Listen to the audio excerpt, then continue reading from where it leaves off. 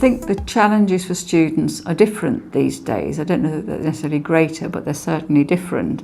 And of course, the challenges facing students aren't necessarily the challenges that we're facing the people who are teaching them. So again, that's something that students themselves have to take on board, that they're learning in ways in which their teachers themselves didn't learn, for good and for ill sometimes.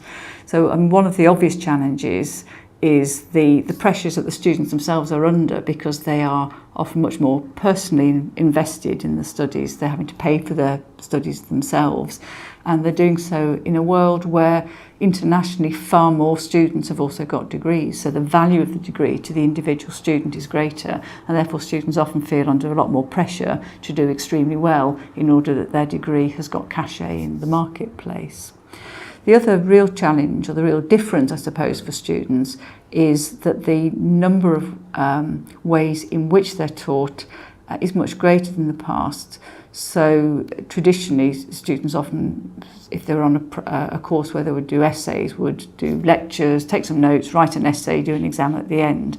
Whereas these days there's much more emphasis on diversity in learning, and doing posters and doing presentations and doing group work. And this in itself then means the range of skills that students have to have is much broader. They have to be able to communicate with peers, they have to be able to take support, they have to be able to take criticism, they have to be able to be designing for far more audiences when they're writing. So the challenge for students in learning and teaching terms is much higher, and that means they get less practice at each of those types of assessment. So the skills aspect of courses is much higher than it used to be in the past. The book sets out to help students with some of these changed expectations by partly by the range in which it covers. So it does deal with all the traditional matter of the writing of the essays and the preparing for exams and revision, which are important to most students. But it also picks up on some of the things which are relevant to that broader learning and teaching environment. So the self-management is a really important part of that, and the independent learning.